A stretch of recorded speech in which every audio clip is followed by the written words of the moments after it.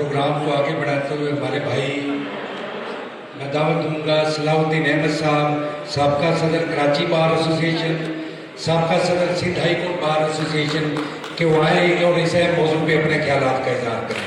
जनाब बैरिस्टर सलाउद्दीन अहमद साहब। चौधरी साहब, तमाम स्टेज पे तशरीफ फरमा कायदीन, भाइयों बहनों, इस मर्तबा जब 26वीं और 27वीं तरमीम आई तो बहुत सारे दोस्तों ने जो वकालत के पेशे में नहीं थे और जो वकील भी थे, वो अक्सर ये सवाल पूछते हैं कि जजेस ने इन तरामीम के खिलाफ कोई आवाज क्यों नहीं उठाई, उन्होंने मज़ाहमत क्यों नहीं की। चंद गिनती पे आप उंगलियों पे गिन सकते हैं आप जिन जजेस ने इसके खिलाफ स्टैंड लिया। मंसूर अली शाह साहब, अतर मिनल्ला साहब, इस्लामाबाद हाई कोर्ट के जज साहिबान, मगर ज्यादातर जजेस में उनकी तरफ से हमने खामोशी देखी। तो लोग उसकी रीजनिंग पूछते हैं। मैं समझता हूं मेरी जो 25 साल जो तजुर्बा है, हमेशा अदालतों में 3 किस्म के जज पाए जाते हैं। एक वो जजेस होते हैं जो असूल परस्त होते हैं। दूसरी कैटेगरी उन जज साहिबान की होती है जो मफाद परस्त होते हैं, जो हमेशा इक़्तिदार का साथ देते हैं। और तीसरी कैटेगरी जो बीच में होती है, उनको मौका परस्त ही कह सकते हैं कि वो वक्त देखने पे कभी इधर हो जाते हैं, कभी उधर हो जाते हैं।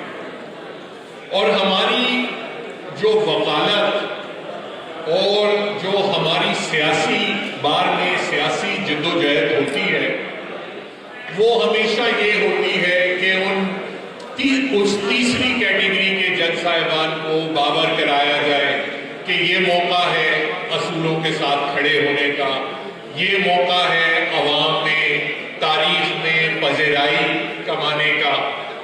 तो उस स्ट्रगल में हमारी सारी एफर्ट्स निकलती हैं। ये चीज जो है, अब खैर अब एक नई किस्म की अदालत आ गई है, वफाकी आईनी अदालत। उसमें तो वो पहली कैटेगरी को तो बिल्कुल ही बाहर कर दिया है। अब ये है कि 4-5 जो है वो मफाद परस्त है, एक आधा कोई मौका परस्त है, तीसरी जो पहली कैटेगरी है वो तो बिल्कुल आउट है। मगर यहां जो ये स्ट्रगल है जजेस को सेंसिटाइज करने की, ये स्ट्रगल बुनियादी काम है बार एसोसिएशंस का, बार काउंसिल्स का। और अगर हम 26वीं और 27वीं तरमीम के बावजूद ये खामोशी देख रहे हैं, तो उसकी वजह सिर्फ ये है कि हमारी जो टॉप बार की लीडरशिप है, हाँ वो सुप्रीम कोर्ट बार हो या पाकिस्तान बार काउंसिल हो, वो तो खुल के 26वीं तरमीम की भी हिमायत करते हैं, 27वीं तरमीम की भी हिमायत करते हैं, मिलिट्री कोर्ट्स की भी हिमायत करते हैं। तो उस सिनेरियो में जजेस में भी फिर रेजिस्टेंस का कोई पोटेंशियल नहीं नजर आता। इस चीज को यहां लगारी साहब ने भी बात की, रहमान कुरैशी ने भी बात की,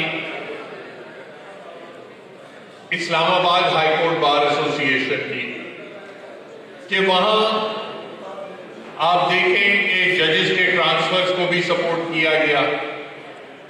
उसके साथ साथ जिन वकला ने वहां मुज़ाहमत की, प्रोटेस्ट किया, तो बार के इस्लामाबाद हाई कोर्ट बार के सदर ने ही दहशतगर्दी के मुकदमात वकीलों के खिलाफ बनाए।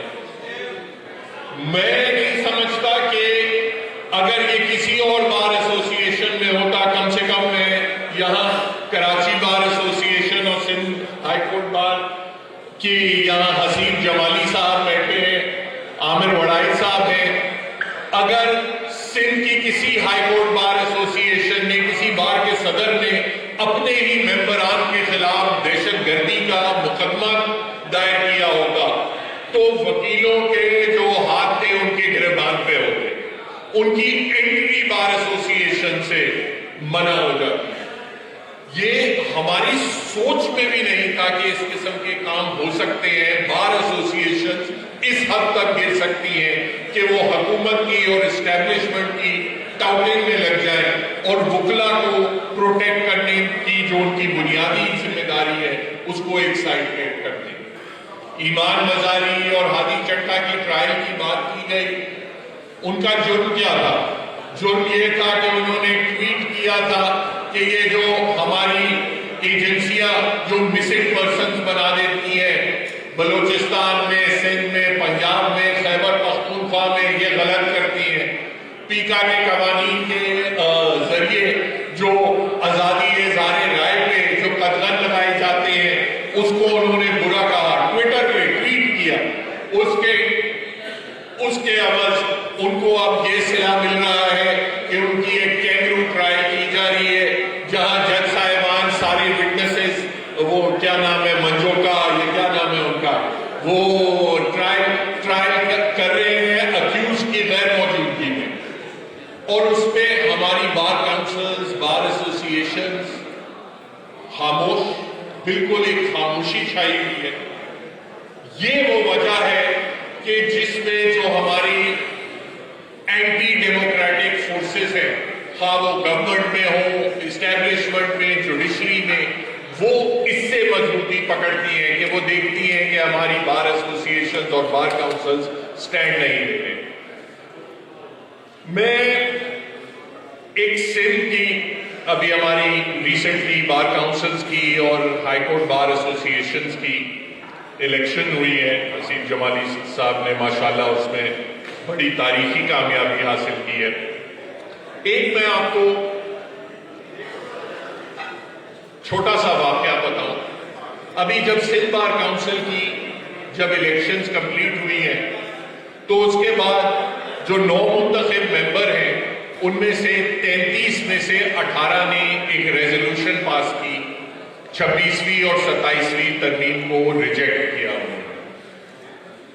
اس کے بعد جو سندھ کے ینگ وکلا ہیں انہوں نے فیس بک پہ، ٹویٹر پہ ایسا کیمپین انہوں نے چلایا، جن ممبران نے اس ریزولوشن پہ سائن نہیں کیا تھا، وہ ٹال مٹول کر رہے تھے، ان کو جا کے انہوں نے بار میں گھیر کے ان سے پوچھا کہ آپ نے کیوں نہیں سائن کیا.